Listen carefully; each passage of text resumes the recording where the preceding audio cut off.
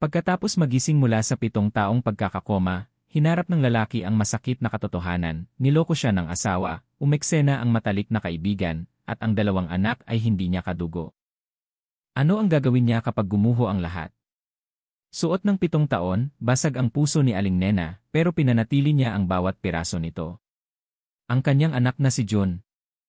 Sino ang anak na inalagaan at minahal niya sa loob ng 7 taon? At ang manugang na labis niyang pinagkakatiwalaan, nagtatago pala ng isang nakakagulat na lihim. Makikinig sa nakakaiyak na kwentong ito. Ang malakas na sikat ng araw sa Hulyo sa Maynila ay tumatama sa luma at bintana, diretsyo sa namamagang mga mata ni Aling Nena. Nakaupo siya sa tabi ng kama. Ang kanyang payat na mga daliri ay nanginginig habang mahigpit na hawak ang malamig na kamay ni June. 7 na mahabang taon mula noong nangyari ang nakakatakot na aksidente. Si June ay nanatiling walang galaw, parang isang estatwa. Ang tanging palatandaan ng buhay ay ang kanyang mahinang hininga. Araw-araw, maingat siyang naglilinis ng kanyang katawan. Nagpapalit ng malinis na bedsheet at bumubulong sa kanyang tainga ng maliliit na kwento tungkol sa bahay. Umaasa siya na balang araw, maririnig ito ni June, magigising at tatawagin siya ng inay.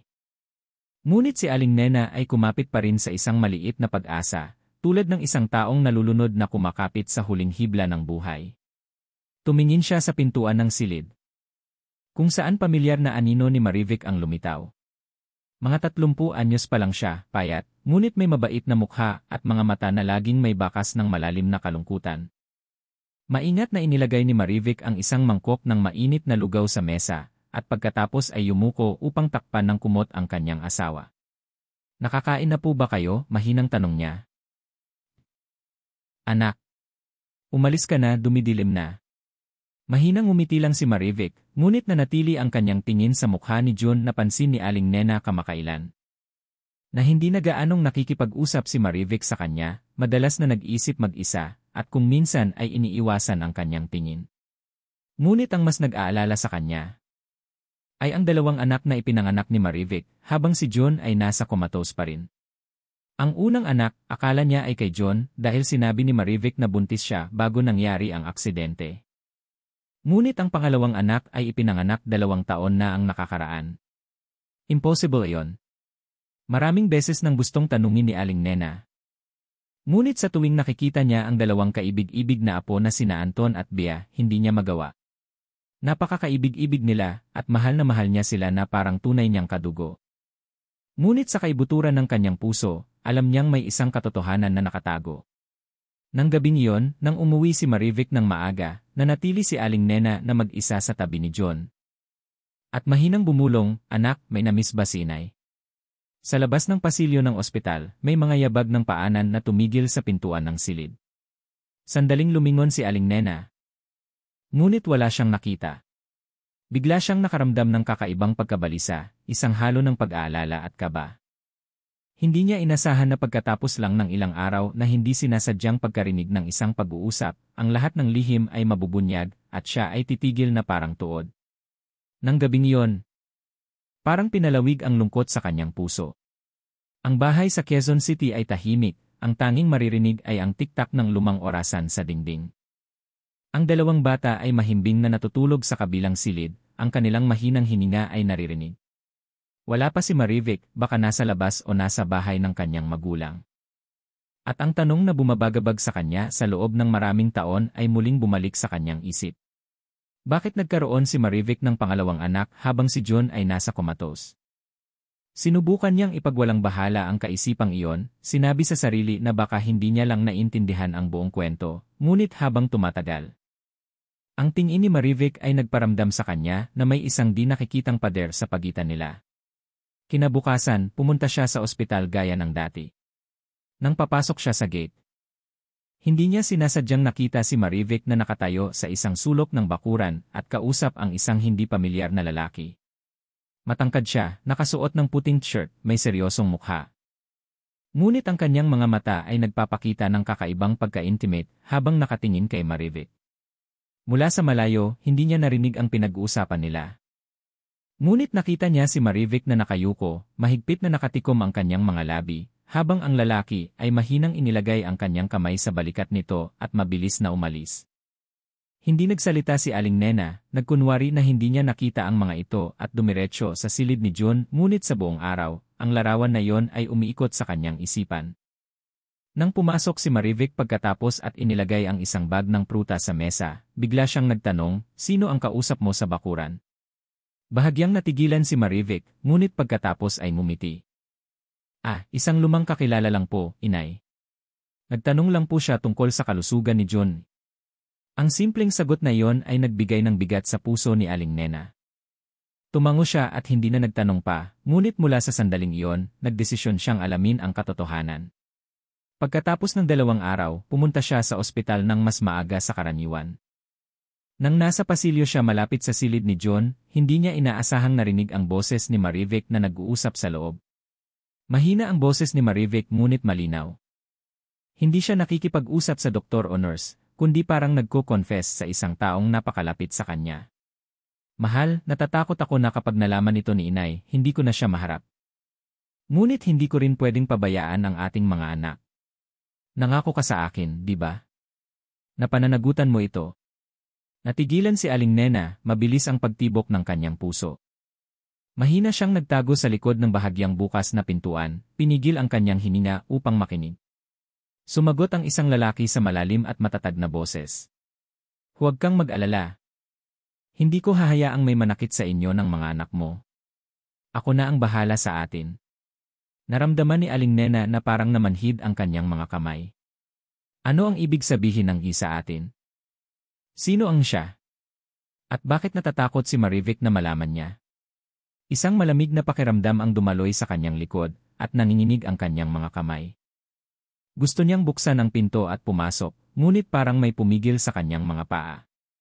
Sa loob, bumuntong hininga si Marivic, ang kanyang boses ay naging paos, "Alam kong mali ako.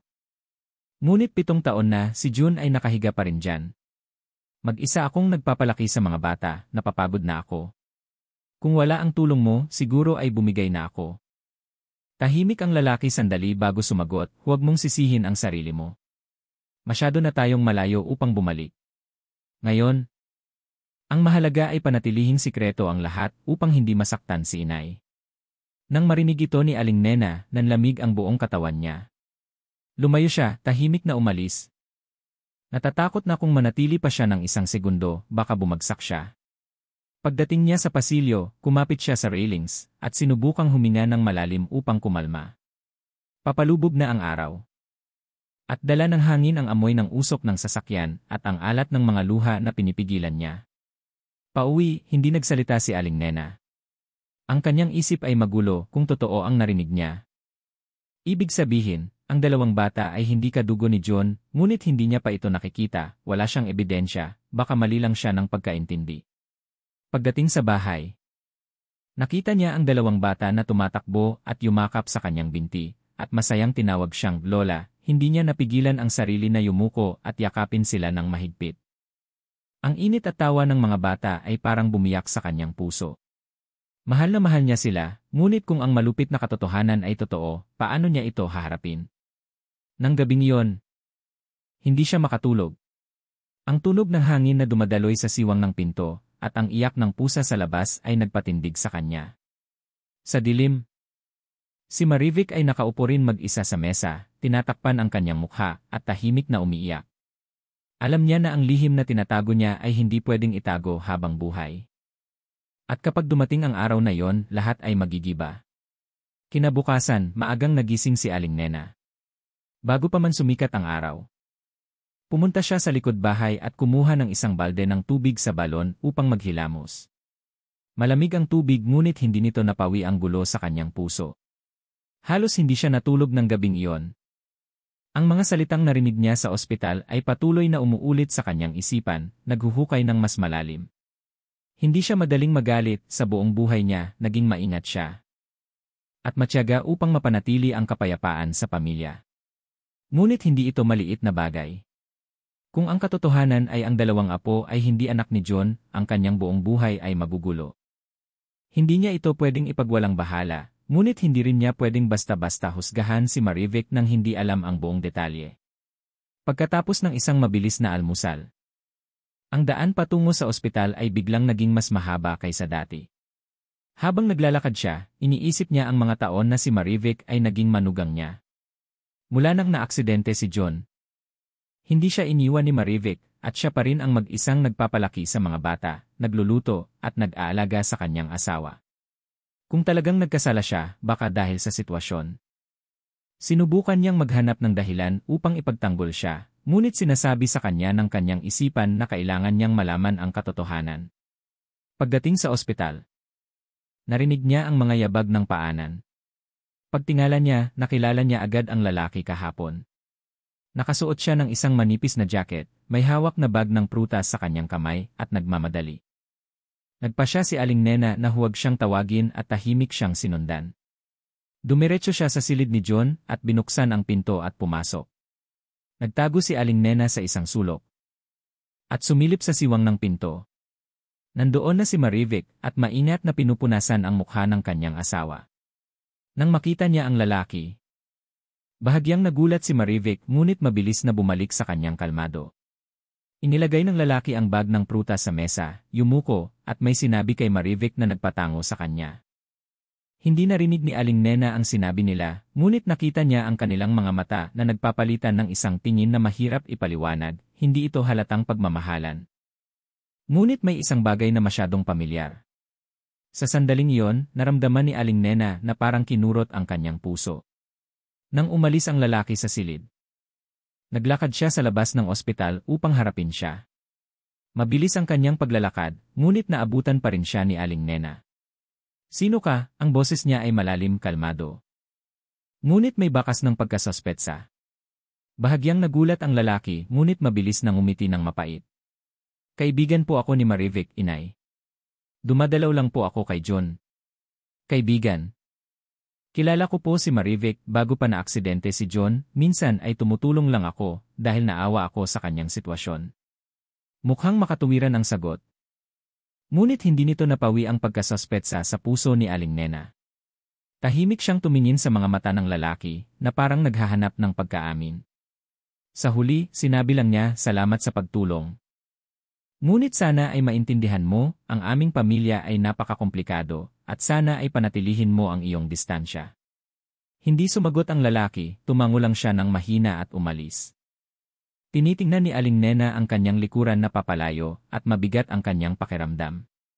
Alam niyang mas malalim ang koneksyon ng lalaking ito kay Marivic.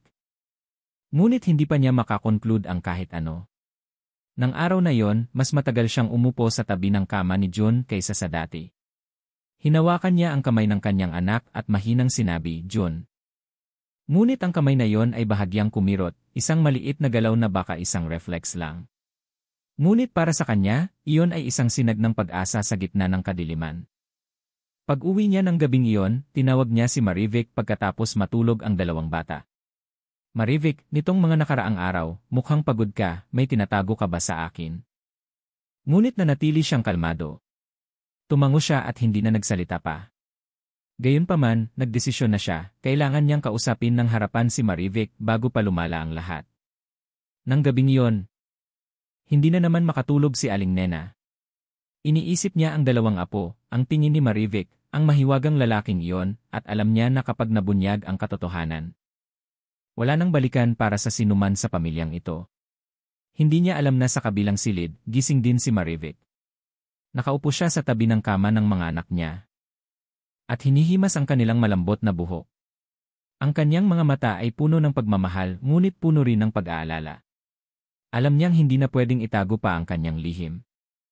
Ginawang malamig at basa ng ulan ang hangin, ngunit parang sinadya nitong pigilin ang mga tao sa loob ng kanilang bahay. Nakaupo si Aling Nena sa tabi ng bintana. Ang mainit na tsaa sa kanyang kamay ay lumamig na. Tumingin siya sa basang bakuran at gulo ang kanyang isipan. Sa loob ng ilang araw, ang larawan ng lalaking iyon at ang mga salitang narinig niya ay patuloy na bumabagabag sa kanya. Sinubukan niyang maging matyaga, ngunit ang kanyang pagkasospetsa ay lumaki araw-araw. Ang kanyang malalim na mata ay parang gusto niyang basahin ang kalmado na mukha ng kanyang manugang. Inilagay niya ang baso ng tsaas, "Gusto kitang kausapin ng seryoso ngayon." Bahagyang natigilan si Marivic at mahigpit niyang hinawakan ang sulok ng kumot. Sinubukan niyang panatilihin ang kanyang ngiti. "Sige po, inay." Huminga si Aling Nena ng malalim at ang kanyang mga mata ay hindi inaalis sa mukha ni Marivic. May tinatago ka ba sa akin? Gusto kong sabihin mo ang totoo, huwag mo akong paikutin. Biglang naging tahimik ang silid, ang tanging maririnig ay ang patak ng ulan sa bubong. Yumuko si Marivic, iniiwasan ang tingin ng kanyang biyenan. Pagkatapos ng matagal na sandali, ang anak ko ay nasa kumatose sa loob ng 7 taon, ngunit nagkaroon ka ng 2 anak. Paano mo ipapaliwanag iyon? Ang tanong na iyon ay parang isang matalim na kutsilyo na humiwa sa hangin. Nanginginig si Marivic, ang kanyang mga labi ay gumalaw ngunit walang lumabas na salita, at biglang lumabas ang luha sa kanyang mga mata na nagpalabo sa kanyang paningin. Umupo siya sa tapat ng silya, ang kanyang mga kamay ay mahigpit na magkahawak hanggang sa pumuti ang mga ito. Inay. Ang kanyang boses ay naging paos, hindi ko po sinasadya na itago ito sa inyo. Ngunit may kaunti ring kuryosidad at takot sa sagot na maririnig niya. Huminga ng malalim si Marivic, ang kanyang luha ay tumulo habang tumitingin siya sa kanyang biyenan. Sa unang taon na nasa ospital si John, umaasa pa rin ako na magigising siya, ngunit habang lumilipas ang panahon, nanghina na ako. Nagtatrabaho ako, nag-aalaga sa kanya. At nag-aalala sa sakit ng aking mga magulang. Ang lahat ng bigat ay nasa balikat ko. Huminto siya at tumulo ang kanyang luha sa kanyang pisngi. Pagkatapos ay nakilala ko si Chris. Ang matalik na kaibigan ni John, madalas siyang dumadalaw at tumutulong, hinahatid niya ako sa ospital at nagbibigay ng pera para sa gamot. Alam kong mali iyon, ngunit sa mga oras na iyon, mahina po ang aking kalooban, inay. Nang marinig ito, natigilan si Aling Nena. Si Chris, pamilyar siya sa pangalang ito. Maraming beses na siyang pumunta sa kanilang bahay upang makipagbonding at uminom kasama si John, hindi niya inaasahan. Ang unang anak ni. Patuloy ni Marivic sa nanginginig na boses. Ay anak ni John. Buntis po ako bago nangyari ang aksidente, ngunit ang pangalawa ay anak ni Chris. Ang silid ay tahimik na tahimik, kaya't maririnig ang pagpatak ng ulan sa labas. Tumayo si Aling Nena at naglakad sa tabi ng bintana. Kailangan niyang tumalikod upang itago ang luha na malapit ng tumulo. Hindi niya alam kung mas galit ba siya kay Marivic o sa tadhana na nagtulak sa kanyang pamilya sa ganitong sitwasyon. Pagkatapos ng mahabang sandali, lumingon siya, ang kanyang boses ay paos, hindi ko tatanggihan ang sarili kong kadugo. Kahit ano paman, mga apo ko sila at minahal ko sila mula sa simula. Ngunit naiintindihan mo ba, kung malalaman ito, at magigising si John, paano mo siya haharapin? Yumuko si Marivic. Kundi isang taong pinilit ng sitwasyon na gawin ito. Ngunit ang katotohanan na ito ay napakasakit. Nag-iisip pa lang siyang magsabi ng isang bagay nang biglang tumunog ang telepono. Mabilis na kinuha ni Marivic ang tawag at ang kanyang mukha ay biglang namutla. Hello, ano po? Sa ospital po? Opo, pupunta na po ako. Pagkatapos ng tawag, lumingon si Marivic sa kanyang biyenan. Sa isang takot na boses. Inay, tumawag po ang ospital at sinabi na may kakaibang reaksyon si John. Natigilan si Aling Nena at mabilis na kinuha ang kanyang kapote. Nagmamadali silang lumabas sa bahay sa gitna ng malakas na ulan at mabilis ang tibok ng kanilang mga puso.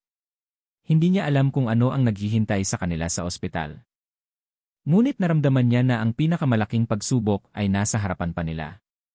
Ang ulan ay bumubuhos at ang bawat patak ay tumatama sa manipis na kapote at ang lamig ay tumagos sa kanilang balat.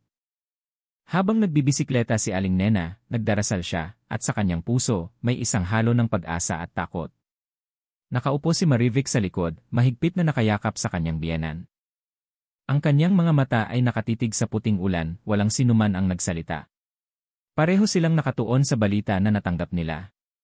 Pagdating sa ospital, basa sila mula ulo hanggang paa.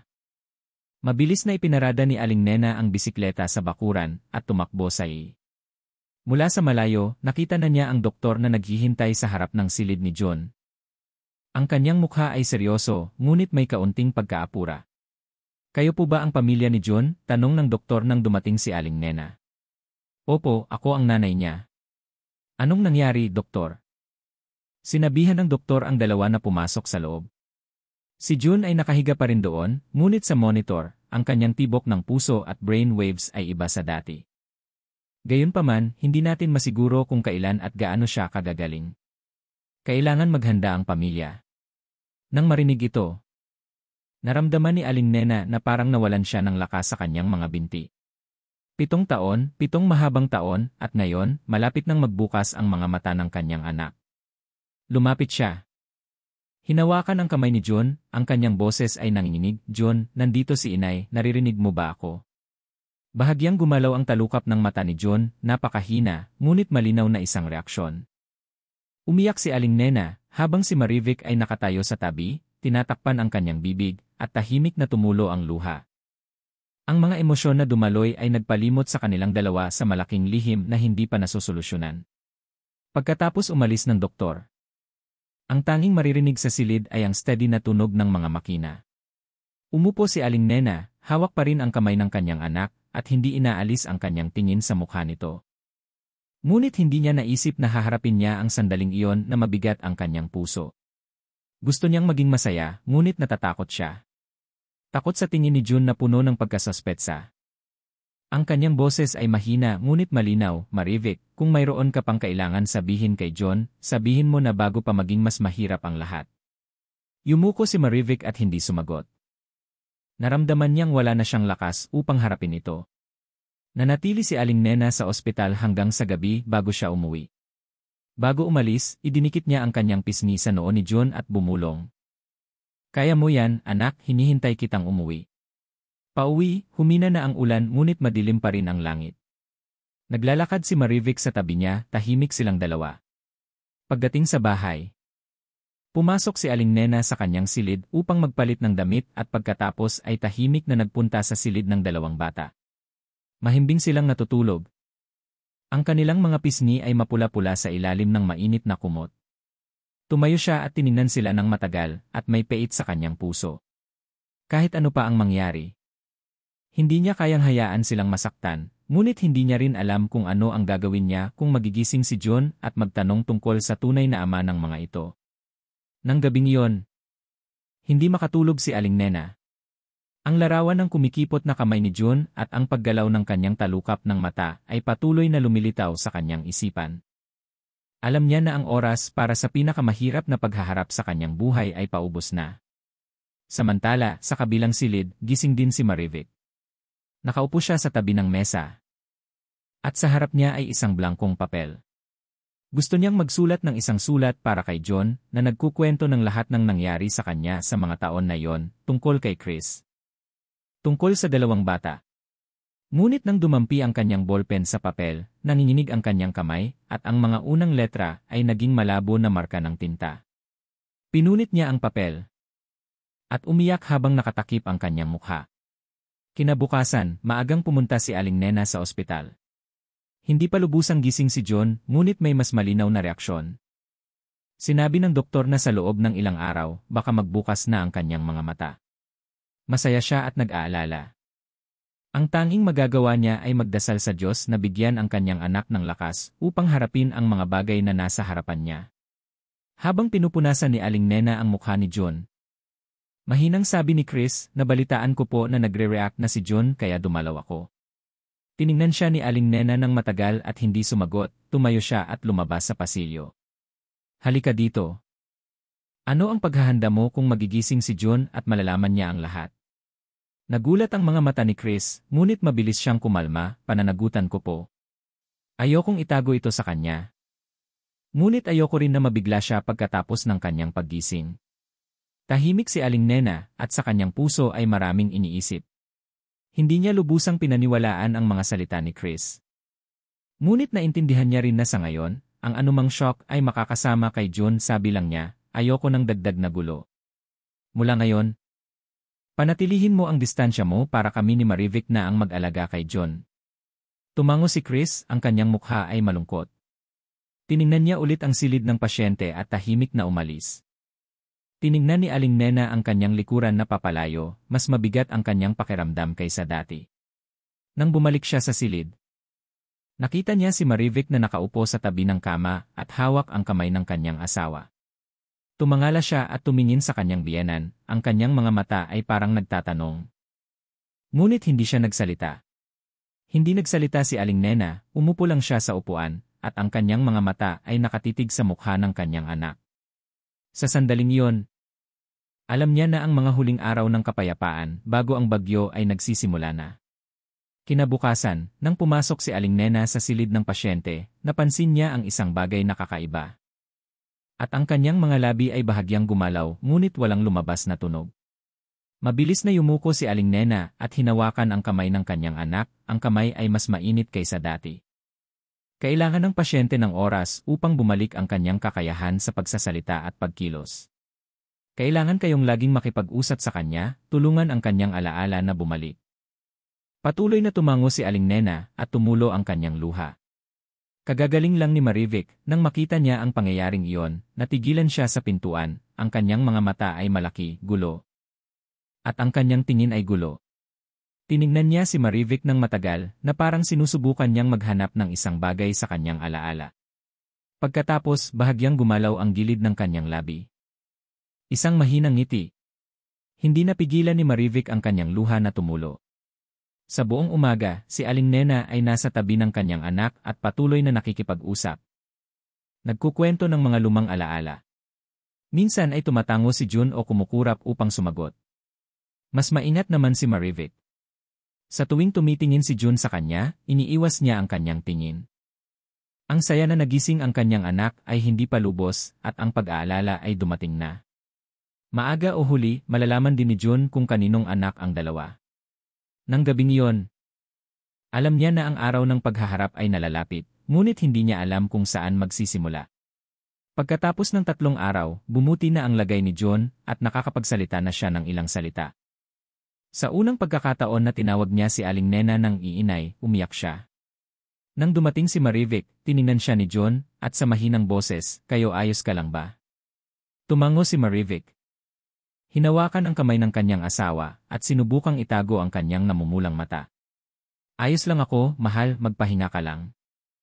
Ngunit ang tingin ni June ay biglang naging may pagkasuspetsa nang makita niya ang larawan ng 2 bata sa telepono ni Marivic. Tinuro niya ang larawan at nagtanong, "Kaninong anak?" Ang tanong na iyon ay nagpatigil kay Marivic. Natigilan din si Aling Nena, mabilis ang tibok ng kanyang puso, at ang espasyo sa pagitan ng tatlo ay parang nag-freeze. Sinubukan ni Marivic ng umiti, "Anak natin, hindi mo pa sila nakikita." Bahagyang kumunot ang noo ni June na parang sinusubukan niyang alalahanin. Mabilis na pumasok si Aling Nena at mahinang sinabi, "Kapag gumaling ka na, dadalhin ko ang 2 bata upang dalawin ka.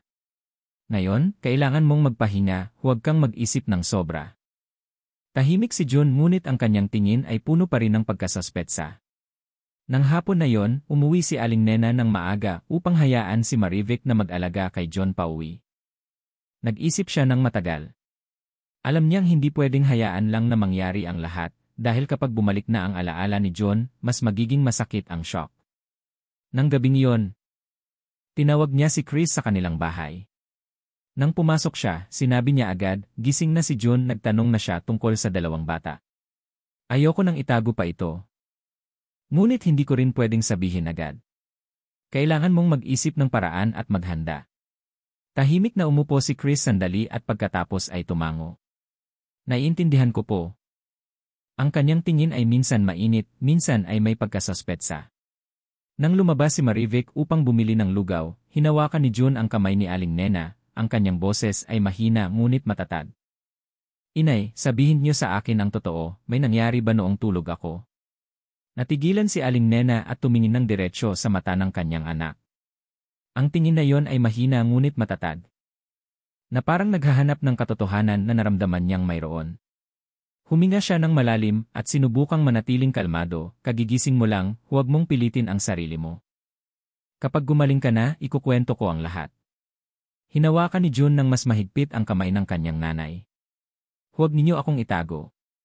Hindi nakasagot si Aling Nena dahil dumating si Marivic. Wala sa kanila ang pwedeng manatili ng hindi nadadamay. Nang hapon na yon, umulan ng mahina. Ang maliliit na patak ng ulan ay kumapit sa bintana ng ospital. Si June ay nakasandal sa unan. Minsan ay lumilitaw, minsan ay nawawala na parang usok. Minsan ay tawa ng isang bata, minsan ay ang anino ni Marivic na nagluluto sa kusina, ngunit sa tabi niya ay may ibang lalaki. Ngunit ang kanyang tingin ay hindi itinago ang kanyang pagkatensyon. Kinuha ni June ang orange ngunit hindi ito kinain, tumingin lang siya sa kanyang nanay, ang kanyang boses ay malalim at paos. Inay, napanaginipan ko si Chris. Natigilan ang kamay ni Aling Nena at nahulog ang kutsilyo sa mesa. Anong napanaginipan mo? Sinubukan niyang panatilihing kalmado ang kanyang boses. Ang kanyang mga mata ay malungkot. Si Chris ay matalik na kaibigan mo, malaki ang tulong niya sa pamilya natin noong naaksidente ka. Ngunit wala pa siyang lakas upang magtanong pa. Nang hapon na yon, dumating si Marivic upang palitan si Aling Nena sa pag-aalaga. Ang kanyang tingin ay hindi inaalis sa mukha ng kanyang asawa. Nagulat si Marivic ngunit pagkatapos ay ngumiti ng mahina, kaibigan mo siya. At malaki ang tulong niya sa akin, kaya mahalaga siya sa akin. Ang sagot ay mukhang makatuwiran, ngunit sa intuwisyon ng isang asawa, naramdaman ni June na hindi iyon ang buong katotohanan. Nang gabing iyon, pagkatapos matulog ni Marivic sa upuan, tahimik na nakahiga si June, ang mga iniisip niya ay patuloy na bumabagabag sa kanya. Malabo niyang naaalala na isang beses. Hiniling ni June sa doktor na simulan na ang kanyang physical therapy ng mas maaga upang mas mabilis siyang gumaling. Gusto niyang umalis sa kama ng ospital. Gusto niyang makita mismo ang lahat sa kanilang bahay. Sumang-ayon ang doktor ngunit pinayuhan siyang maging maingat. Pagkatapos ng ilang araw, nakakalakad na si June ng mabagal sa tulong. Dinala siya ni Marivic pauwi sa isang umaga na maaraw. Ang pamilyar na bahay sa Quezon City ay parang kakaiba na may mga sikreto na hindi niya alam. Nang pumasok siya sa sala, nakita niya agad ang dalawang bata na naglalaro ng building blocks sa sahig. Ang mas matanda ay mga 6 na taon at ang mas bata ay mga 3 taon. Pareho silang may maitim na mata at makinis na buhok, ngunit parang ang kanilang mukha ay may mga features na hindi tulad sa kanya. Ito ay... Sinubukan ni June na sabihin ngunit natigilan ang kanyang boses. Yumuko si Marivic at niyakap ang dalawang bata. Ito ang mga anak natin, si Antonito at ito naman si Bea. Magalang na bumati ang dalawang bata sa kanilang ama, ngunit ang kanilang mga mata ay may bakas ng pag-aalinlangan. Umupo si June at mahinang hinawakan ang buhok ng kanyang anak. Kumalat ang isang mainit na pakiramdam, ngunit sa kaibuturan ng kanyang puso, narinig pa rin niya ang tunog ng pagkasuspetsa na naglalaro sa kanyang puso. Nang araw na yon, dumaan din si Chris.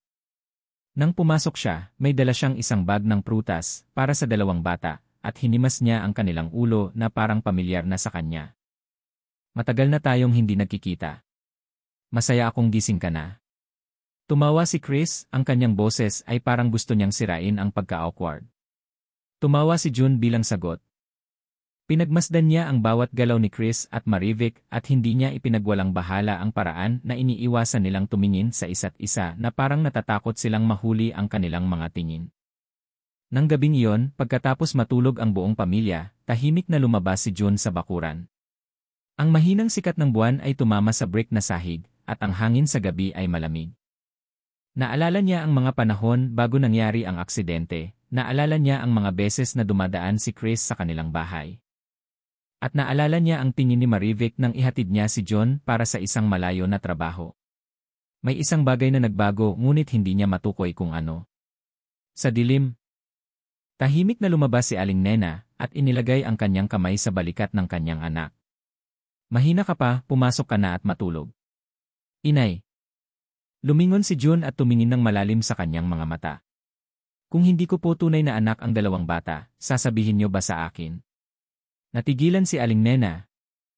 Ang tanong ay parang isang kutsilyo na humiwa sa takot na matagal na niyang tinatago. Hindi siya agad sumagot, hinigpitan niya lang ang kamay ng kanyang anak at tumalikod. Kailangan mong magpahinga. Sabi niya. Ang kanyang boses ay paos. Tiningnan ni June ang kanyang nanay na pumasok sa bahay.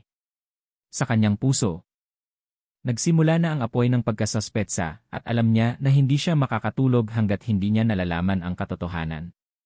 Mula ng araw na yon, tahimik na sinimulan ni June na pansinin ang lahat. Nagkunwari si June na nagbabasa ng pahayagan, ngunit ang totoo ay nakikinig siya. Narinig niya ang tunog ng telepono sa bulsa ni Marivic at ang kanyang mahinang boses na nagsabi. Huminga siya at tinapos ang maikling tawag. Naramdaman ni June na ang siya sa sinabi niya ay walang iba kundi si Chris, ngunit hindi niya ito ipinakita. Nang hapon na yon, dumating talaga si Chris. May dala siyang cake at prutas para sa dalawang bata.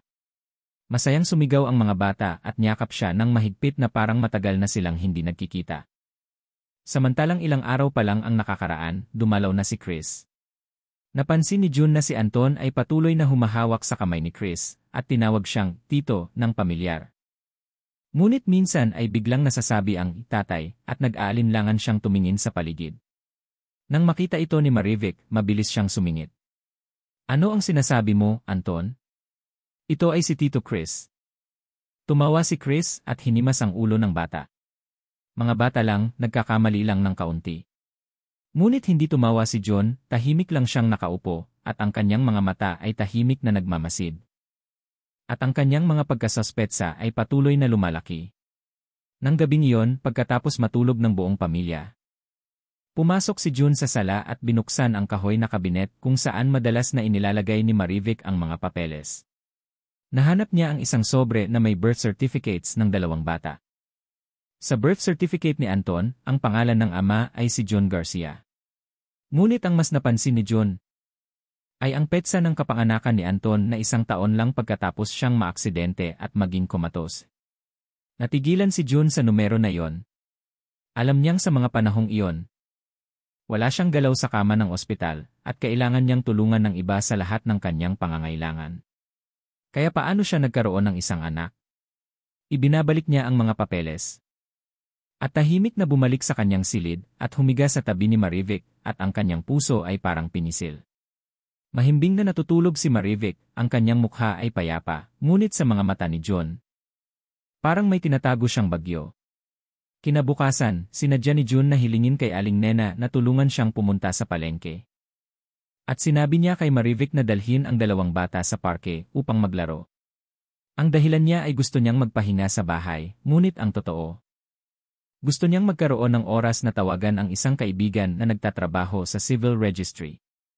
Humingi siya ng tulong upang hanapin ang orihinal na record ng birth certificates upang makita kung sino ang direktang nag-apply. Ang resulta ay nagulat sa kanya. Ang dalawang birth certificates ay parehong in-apply ni Marivic at ang unang registration form ay nakalagay na hindi kilala ang pangalan ng ama at pagkatapos lang ng ilang buwan, pinalitan ito sa kanyang pangalan.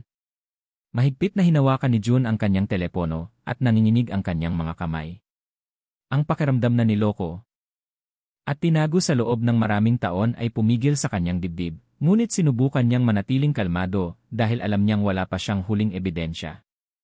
Nang gabing iyon, biglang sinabi ni June kay Marivic na gusto niyang magpa-DNA test sa dalawang bata na parang gusto niyang i-record ang kalusugan ng pamilya. Natigilan si Marivic at ang kanyang tingin ay nagpakita ng pagkagulat, ngunit sa isang saglit, kumalma siya. Bakit kailangan nating gawin yon? Sila ang anak mo, anak ko. Para lang sigurado, sagot ni John. Ang kanyang boses ay mahina ngunit matatag. Kumagat si Marivic sa kanyang labi at tumango ng may pagkaatubili. Ngunit kinabukasan, narinig ni John ang kanyang boses na tumawag sa kusina. Ang kanyang boses ay mahina at nagmamadali. Chris, nagsuspect na siya, anong gagawin natin ngayon? Natigilan si June sa likod ng pinto, at ang kanyang puso ay parang pinisil ng isang tao. Alam niyang kilala niya ang taong tinatawag ni Marivic, ngunit gusto pa rin niyang makinig. Maghahanap ako ng paraan. Ngunit kung malalaman niya ang lahat hindi niya tinapos ang sinabi niya. At ang kanyang buntong hininga ay naririnig bago mamatay ang telepono. Kinabukasan, sinubukan ni Marivic na maging normal, ngunit nagdesisyon na si John, hindi na siya magtatanong pa. Gagawin niya ang DNA test ng patago, nang hindi ipinapaalam kay Marivic, Chris, o kahit sa kanyang nanay. Dumating ang pagkakataon nang dalhin niya si Anton sa dentist habang naghihintay. Tahimik siyang humingi ng tulong sa doktor na kumuha ng sample ng buhok at dugo ng bata para sa isang pangkalahatang pagsusuri. Pagkatapos ay ginawa niya rin iyon kay Bea sa ibang pagkakataon. Sa tuwing nakikita niya ang ngiti ng mga bata, nakakaramdam siya ng pagmamahal at sakit dahil sa iniisip niya ang posibleng resulta. Pagkatapos, dumating na rin ang araw na iyon. Ang sobre ng resulta ay dumating sa kanya sa umaga. Habang abala ang buong pamilya sa paghahanda ng almusal, dinala niya ito sa kanyang silid. Pagkatapos niya itong ilok, umupo siya. At nanginginig ang kanyang kamay habang binubuksan ang sobre. Ang mga salita ay malinaw na nakasulat, resulta ng DNA test, hindi magkadugo ang ama at anak. Ang dalawang bata ay hindi niya tunay na anak. Naramdaman ni June na parang gumuho ang kanyang mundo, ang kanyang tainga ay nabingi at lumabo ang kanyang paningin. Ang lahat ng piraso ng alaala. Lahat ng pagkasuspetsa, lahat ng iniiwasan na tingin ni Marivic at Chris, lahat ay naging malinaw.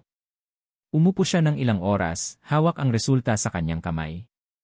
Sa labas, ngunit alam din niya na kailangan niyang pumili ng tamang oras, dahil kapag nasabi na ang katotohanan, wala nang balikan. Sa buong araw na yon, halos hindi nagsalita si John, lumabas siya sa hardin. Umupo ng tahimik sa ilalim ng lumang puno ng mangga, ang kanyang mga mata ay nakatitig sa malayo, at ang kanyang isipan ay may isang tanong, ano ang susunod na gagawin ko? Ang tawa ni na Anton at Bea mula sa loob ng bahay ay parang matamis ngunit parang karayom na tumutusok sa kanyang puso. Hindi sila niya tunay na anak, ngunit sa loob ng maraming taon, minahal niya. At pinrotektahan sila na parang tunay niyang kadugo.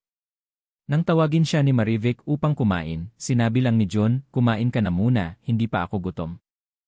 Ang kanyang boses ay malalim at paos na nagpatigil kay Marivic, ngunit pagkatapos ay lumingon siya. Nang gabing iyon pagkatapos matulog ng buong pamilya, hindi na naman makatulog si John. Naalala niya ang mga beses na gusto siyang kausapin ng kanyang nanay na si Aling Nena, ngunit hindi niya ginawa. Sa kanyang puso, may isang malakas na hinala na nagsimula. Marahil ay alam na ng kanyang nanay ang lahat sa loob ng mahabang panahon, ngunit sa ilang kadahilanan, nanatili siyang tahimik. Kinabukasan, mas maagang nagising si John kaysa dati. Umupo siya sa kusina at nagtimpla ng isang tasa ng mainit na tsaa para sa kanyang nanay. Nang bumaba si Aling Nena, hinilan niya ang isang silya at inalok siyang umupo, ang kanyang tingin ay seryoso. Inay, may gusto akong itanong sa inyo at sana ay sabihin niyo ang totoo, huwag niyo na akong itago. Bahagyang nagulat si Aling Nena ngunit kumalma siya. Anong meron at seryoso ka? Kinuha ni John mula sa kanyang bulsa ang sobre ng resulta ng DNA test at inilagay ng dahan-dahan sa mesa. Nagpa-test ako. Sila Anton at Bea ay hindi ko tunay na anak. Natigilan si Aling Nena. Mahigpit na hawak ang tasa ng tsaa, ang init ay dumampi sa kanyang mga kamay ngunit parang hindi niya ito nararamdaman. Pagkatapos ng isang sandali, mahina siyang bumuntong hininga, alam ko. Naramdaman ni John na parang pinisil ang kanyang puso. Mahina ang kanyang boses, kailan niyo pa po nalaman? Tumingin ng diretsyo si Aling Nena sa mata ng kanyang anak. Ang kanyang mga mata ay puno ng pagkapagod at pagsisisi. Mula noong ipinanganak si Anton. Halos 1 taon ka nang kumatose at sinabi ng doktor na mahirap ka nang magising. At malaki na ang tiyan ni Marivic noong panahong iyon. Naintindihan ko ang lahat ngunit sa mga panahong iyon, natakot ako na kapag nagising ka, masasaktan ka at mawawala ang lahat. Kaya nanatili akong tahimik. Kumagat si June sa kanyang labi, ang pakiramdam ay isang halo ng sakit at kawalan ng pag-asa. Kung gayon, sino ang ama nila? Tanong niya. Nanginginig ang boses niya. Iniiwas ni Aling Nena ang kanyang tingin ng may pag-aalinlangan bago siya nagsalita, si Chris. Kahit na may hinala na siya, nang marinig niya ito mula sa kanyang nanay. Naramdaman pa rin ni June ang pagkagulat. Ang pangalan na iyon ay parang isang malakas na martilyo na tumama sa kanyang ulo. Inay, bakit niyo po tinanggap ito? Tanong niya. At ang kanyang boses ay naging paos. Tumulo ang luha ni Aling Nena. Ayoko rin, ngunit noong panahong iyon, wala kang galaw at kailangan ng pamilya natin ng isang taong mag-aalaga. Si Chris ay nasa tabi ni Marivic, tinulungan niya siyang pumunta sa ospital para dalawin ka at inalagaan niya si Marivic sa bawat pagkain. Nakita ko na nagiging malapit silang dalawa. At nangyari na lang ang lahat. Nang ipinanganak ni Marivic si Anton, gusto ko nang paalisin si Chris. Ngunit naisip ko, hindi pa sigurado na magigising ka.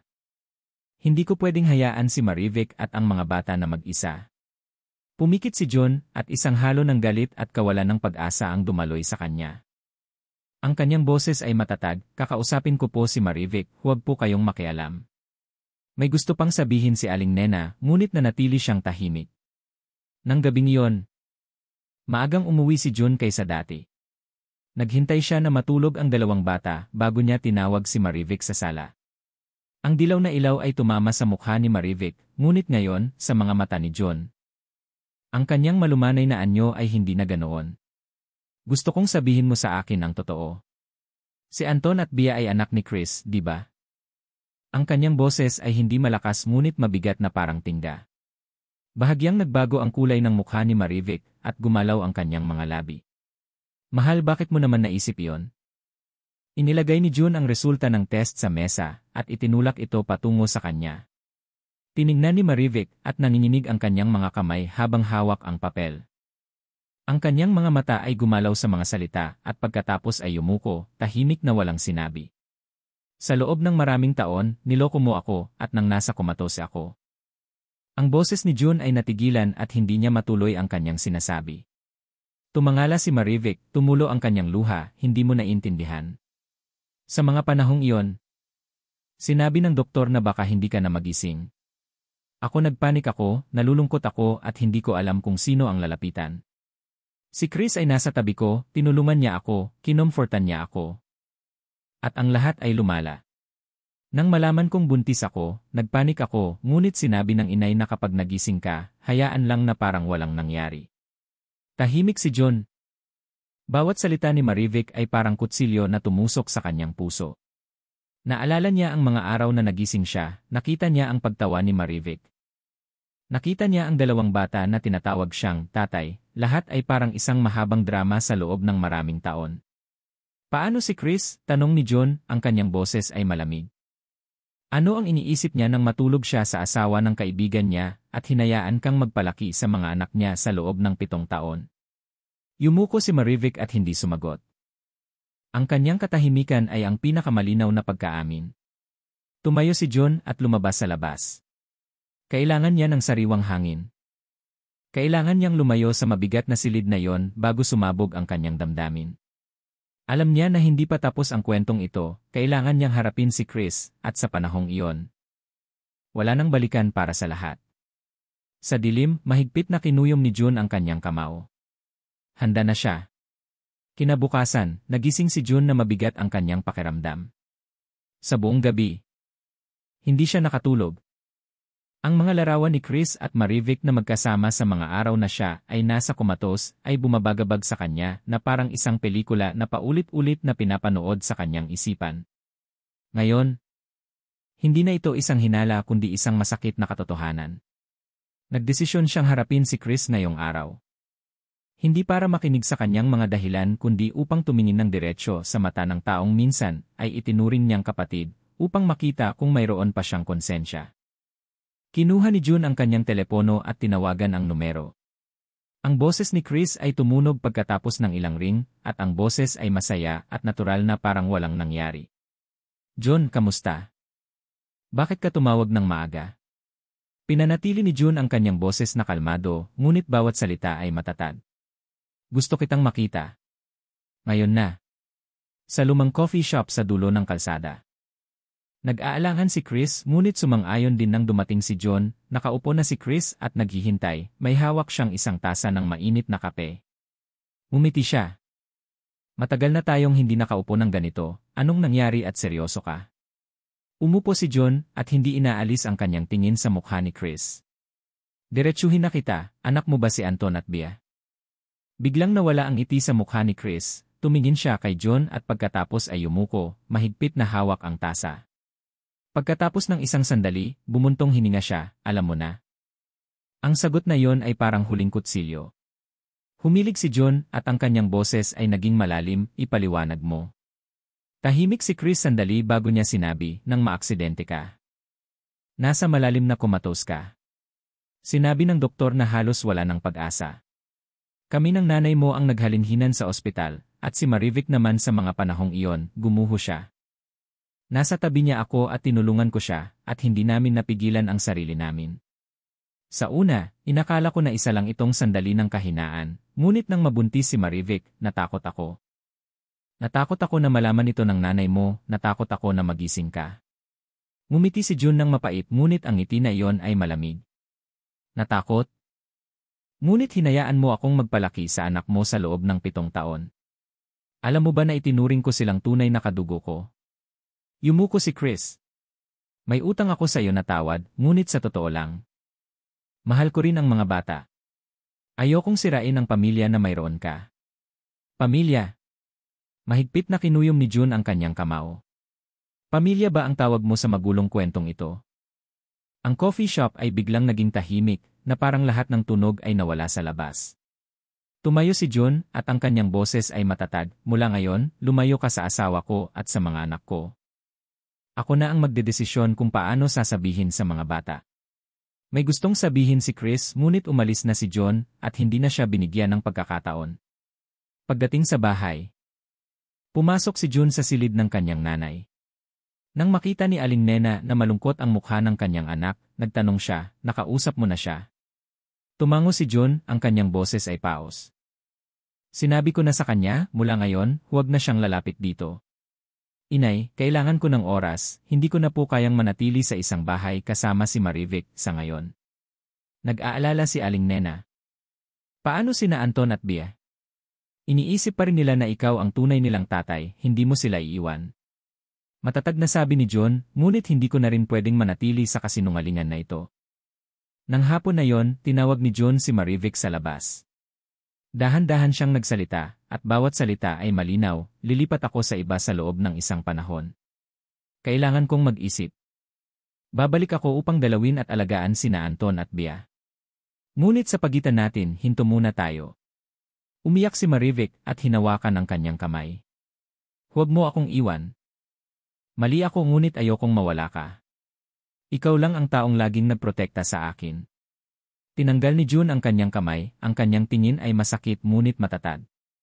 Kung talagang iniisip mo ako, hayaan mo akong huminga. Umupo si Marivic at tuloy-tuloy ang kanyang luha, ngunit tumalikod na si John at umalis. Alam niya na kung mananatili pa siya dito, lalo lang mas lalalim ang sugat. Nang gabing iyon, umupa si June ng isang maliit na silid malapit sa kanyang trabaho. Tahimik ang silid, ang tanging ilaw ay ang dilaw na ilaw at ang tiktak ng orasan. Sa unang pagkakataon pagkatapos ng maraming taon, naramdaman niyang mag-isa siya, ngunit iyon din ang unang pagkakataon na naramdaman niyang siya ang may kontrol sa kanyang buhay. Binuksan niya ang kanyang telepono at tiningnan ang larawan ni na Anton at Bea. Anak pa rin niya sila sa kanyang puso. Kahit ano pa ang malupit na katotohanan, ngunit kay Marivic at Chris. Iba na ang lahat, hindi na pwedeng bumalik sa dati. Mahina siyang bumulong sa sarili, ito ay simula pa lang. Alam niya na maraming mahihirap na desisyon pa ang darating at ang katotohanan ay hindi pa lubusang nabubunyad. Halos isang linggo nang umalis si June sa bahay. Sa mga araw na nakatira siya sa maliit na silid, sinubukan niyang abalahin ang sarili sa trabaho upang hindi masyadong mag-isip. Ngunit sa tuwing dumidilim, ang mga alaala ay bumabalik na parang malamig na karayom na tumutusok sa kanyang puso. Namimiss niya si Anton, namimiss niya si Bea ng lubusan. Ngunit ang galit at ang pakiramdam na niloko ay naroon pa rin na parang isang sugat na hindi pa gumagaling. Nang hapon na yon, paglabas ni June sa kanyang trabaho, nakatanggap siya ng isang text message mula sa isang hindi pamilyar na numero. Kung gusto mong malaman ang huling katotohanan, pumunta ka sa Siam. 00 ng gabi sa inabandonang bahay na gawa sa kahoy sa dulo ng Lam An Street, mag-isa ka. Mabilis ang tibok ng kanyang puso. Sino ang nagpadala ng text na ito? Anong katotohanan pa? Nag-aalangan siya ng ilang segundo, ngunit nagdesisyon na siyang pumunta. Dahil alam niya na hindi siya mabubuhay ng payapa kung hindi niya malalaman ang lahat ng nakatago sa likod ng kwentong ito. Nang dumating si John, madilim ang bahay na gawa sa kahoy. Ang tanging ilaw ay ang dilaw na lumalabas mula sa siwang ng pinto. Dahan-dahan niyang binuksan ang pinto, at ang tunog ng lumang bisagra ay malamig. Sa loob, may isang anino na nakaupo at naghihintay, si Chris. Dumating ka na. Sabi ni Chris, ang kanyang boses ay malalim, iba sa karaniwan niyang masayang boses. May sasabihin ka pa ba? Ang matigas na boses ni John tumayo si Chris at lumapit. Alam kong galit ka sa akin, ngunit kailangan kong sabihin ito dahil tungkol ito sa mga bata. Ayokong makinig pa sa anumang dahilan. Hindi ito dahilan, putol ni Chris, ang kanyang mga mata ay mabigat. Si Anton, hindi ko siya anak. Ang mga salitang iyon ay nagpatigil kay John, ano ang sinasabi mo? Anak ko si Bea ngunit si Anton ay hindi. Nakikipag-ugnayan si Marivic sa ibang lalaki, bago ka pa man magising. Nalaman ko ito pagkatapos ngunit nanahimik ako dahil natatakot ako na magulo ang lahat. Natigilan si June, kaya pala, hindi pa pala niya alam ang buong katotohanan. Lumayo siya ng isang hakbang at ang kanyang isipan ay umiikot. Bakit ka nagsisinungaling sa akin? Yumaling si Chris. Wala akong dahilan para magsinungaling sa'yo. Kung hindi ka naniniwala, pwede kang magpa-DNA test. Ngunit may isa pang bagay, ang lalaking iyon ay nakikipag-ugnayan pa rin kay Marivic. Sigurado ako na gusto niyang kunin si Anton. Naramdaman ni June na parang umakyat ang dugo sa kanyang ulo. May isa pang lalaki. Sa loob ng maraming taon, nabuhay siya sa isang gusot na kwento na ganito. Nang magtatanong pa si June, may yabag ng paanan na narinig sa pintuan. Lumitaw si Marivic na namutla ang mukha. At gulat ang kanyang mga mata nang makita niya silang dalawa na nag-uusap. Mahal, bakit ka nandito? Ikaw ang dapat na sumagot sa tanong na yan, sagot ni June. Ang kanyang boses ay malamig na parang yelo. Sino ang ama ni Anton? Tumingin si Marivic kay Chris at pagkatapos ay yumuko, nagsimulang tumulo ang kanyang luha. Sorry, si Marco po. Isang taong nagtatrabaho kasama mo. Lumitaw ang pangalan ni Marco sa alaala ni John, isang lalaking magaling magsalita, na dumating sa kanilang bahay ng ilang beses, at laging magalang sa pagsasalita. Hindi niya inasahan na may kinalaman siya sa kanyang buhay sa ganitong malupit na paraan. At ngayon, ano ang gusto niya? Ang kanyang boses ay naging paos. Nanginginig si Marivic. Sinabi niya na dadalhin niya si Anton sa ibang bansa.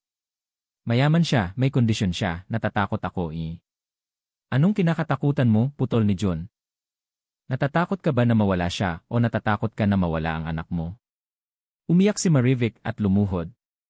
Natatakot lang ako na madamay si Anton sa mga isyu ng matatanda. Alam kong mali ako. Maling-mali ako, ngunit huwag mo sanang hayaan na magkahiwalay ang mga bata. Tiningnan ni June ang babae sa harap niya at gulo ang kanyang puso sa isang banda. Nagsalita si Chris at sinira ang katahimikan. John, pananagutan ko si Bea at kung gusto mo, magiging saksi ako upang manatili si Anton. Ngunit kailangan mong kumilos ng mabilis bago may gawin si Marco.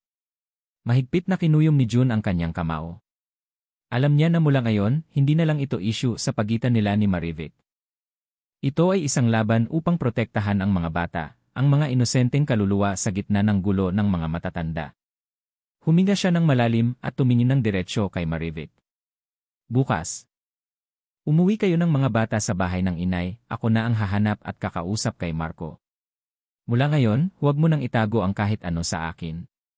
Kung magtatago ka pa, hahayaan ko na ang batas na kumilos. Tumango si Marivic, ang kanyang mga mata ay namumula. Tahimik si Chris, ngunit ang kanyang tingin ay nagpakita na naiintindihan niya na ang lahat ay malapit ng maging seryoso. Tumalikod si June at umalis sa bahay na gawa sa kahoy. Ang malamig na hangin sa gabi ay tumama sa kanyang mukha. Naramdaman niya na parang naglalakad siya sa isang manipis na lubid. At sa ilalim ay isang malalim na hukay. Isang maling hakbang at guguho ang lahat. Ngunit sa pagkakataong ito, hindi niya hahayaang maging pasibo siya. Hahanapin niya si Marco at pipilitin siyang harapin ang katotohanan. Kinabukasan, maagang nagising si John, hindi siya nakatulog ng gabing iyon, ang kanyang isipan ay umiikot sa maraming plano. Tanong, at sa pinakamasamang sitwasyon. Ang sikat ng araw sa umaga ay dumaan sa lumang kurtina, ngunit kay John, ang langit ay parang natatakpan pa rin ng makapal na ulap.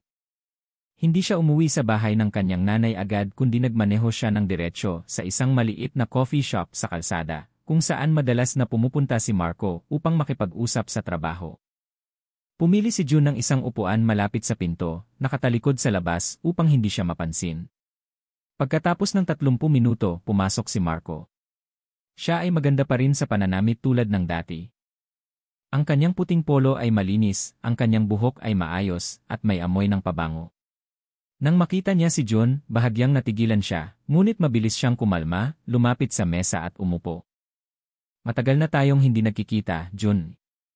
Ngumiti si Marco ng mapait, nagbuhos ng tsaa, narinig ko na kagigising mo lang pagkatapos ng maraming taon, congrats. Tinitignan siya ni John, salamat. Ngunit sa tingin ko, hindi na natin kailangan pang magpaikot-ikot ngayon. Alam ko na ang kwento sa pagitan mo at ni Marivic, at pati na rin ang tungkol kay Anton. Hindi nagulat si Marco. Uminom lang siya ng tsaa at inilagay ang tasa. Kung alam mo na, sasabihin ko na rin ng diretsyo, ako ang ama ni Anton at may karapatan akong alagaan siya. Karapatan? Ngumiti si Jun ng mapait. Karapatan ng isang taong sumira sa pamilya ng iba. Alam mo ba kung paano lumaki si Anton? Tinawag niya akong tatay sa loob ng maraming taon, sa tingin mo, sa pagdating mo lang. Pwede mo na siyang kunin. Inilagay ni Marco ang kanyang kamay sa mesa, ang kanyang boses ay naging malalim, pwede mo akong sisihin, ngunit ang pagmamahala ng ama at anak ay totoo. Gusto kong bigyan si Anton ng mas magandang kinabukasan. Sa lugar ko, kaya kong ibigay sa kanya ang lahat. Sa tingin mo ba dito, sa kasalukuyan mong sitwasyon, kaya mo siyang alagaan? Mahigpit na kinuyom ni Jun ang kanyang kamao, ngunit pinigilan niya at hindi niya hinayaang malampasan ng galit ang kanyang lohika. Kung talagang nagmamalasakit ka kay Anton, hindi ka sana naghintay hanggang sa magulo ang lahat bago ka lumitaw. Hindi ko hahayaang kunin mo siya, maliban na lang kung dadaan ka sa akin. Nagsalubong ang tingin ng dalawa. At ang tensyon sa hangin ay tumaas. Ang hangin sa coffee shop ay parang naging makapal. Sa huli, sumandal si Marco sa upuan at mumiti ng kalahati. Ang ibig sabihin mo ay gusto mong pumunta sa korte para sa custody. Handa ako. At alam mo naman, may pera ako at may magaling akong abogado. Tahimik si Jun ngunit sa kanyang puso. Naintindihan niya na kung ipapaubayan niya sa korte, hindi sigurado na mananalo siya, hindi lang dahil sa pera kundi dahil sa legal na aspeto. Ngunit alam din niya na si Marco ay hindi ang taong gustong magtagal sa isang legal na laban, mas gusto niyang mabilis na tapusin ito hanggat may benepisyo siya. Ano ang gusto mo kapalit ng pag-iwan sa plano mong kunin si Anton? Tanong ni John, ang kanyang boses ay malalim. Tumaas ang kilay ni Marco, nagtatawad ka ba sa akin? Pwede ring pag-usapan. Tahimik si Marco ng ilang segundo at pagkatapos ay sumagot, kung sasama si Marivic kay Anton, aatras ako sa demanda, kung hindi, gagawin ko ang lahat. Tumingin ng diretsyo si John sa mga mata niya, hindi aalis si Marivic at hindi ko hahayaang pilitin mo siya. Nagkibit balikat si Marco at tumayo, kung gayon. Hayaan na lang natin ang batas na magdesisyon. Maghanda ka. Lumabas siya sa coffee shop at naiwan si John na mag-isa. Naintindihan niya, mula ngayon, ang lahat ay nasa isang bagong yugto. Ang legal na laban, ngunit naintindihan din niya na sinisiyasat ni Marco ang kanyang determinasyon. Kung magpapakita siya ng kahinaan, aawante si Marco. Nang gabing iyon, bumalik si Jun sa bahay ng kanyang nanay, kung saan naroon sina Marivic at ang dalawang bata. Nang makita niya si Anton at Bea na naglalaro sa bakuran, biglang naramdaman ni Jun ang isang mainit na pakiramdam sa kanyang puso.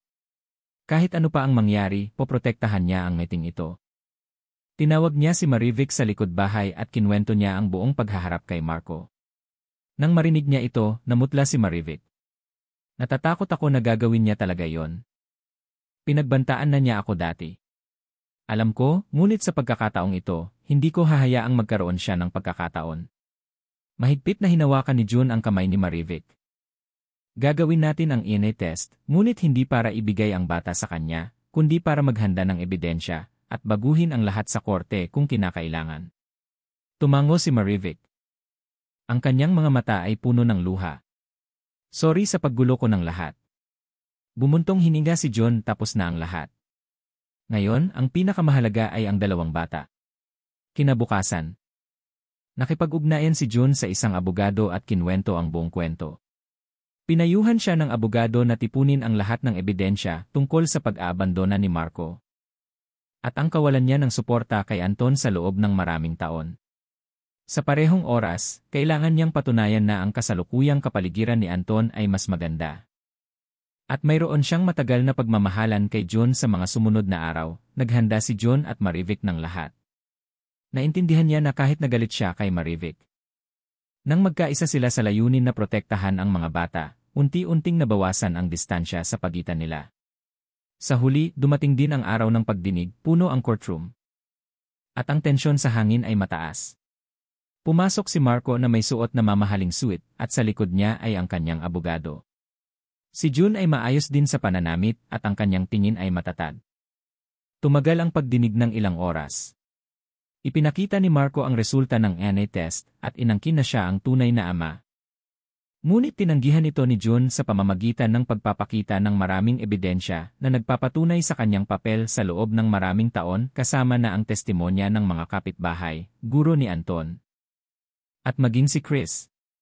Sa huli, ang hukom ay nagbigay ng desisyon, ang custody ay formal na napunta kay Marivic. At si June ang magiging legal na tagapag-alaga at mag-aalaga sa kanya araw-araw. Si Marco ay pinayagan lang na dalawin siya sa ilalim ng regulasyon at hindi niya pwedeng kunin si Anton nang walang pahintulot. Nang marinig ang resulta, malakas na sinuntok ni Marco ang mesa. Ngunit wala siyang magawa, umalis siya, at ang kanyang tingin ay puno ng galit. Paglabas ng korte, tumingala si June sa asul na langit. Alam niya na hindi pa tapos ang laban, ngunit sa ngayon, naprotektahan niya ang kanyang pamilya. Nakatayo si Marivic sa tabi niya at mahinang bumulong, salamat sa hindi pag-iwan sa amin. Ngumiti si June at tumingin sa dalawang bata na tumatakbo sa harapan. Mula ngayon, hindi ko hahayaang may maghiwalay sa atin. At sa kanyang puso, sa unang pagkakataon pagkatapos ng maraming taon, naramdaman niya ang tunay na kapayapaan.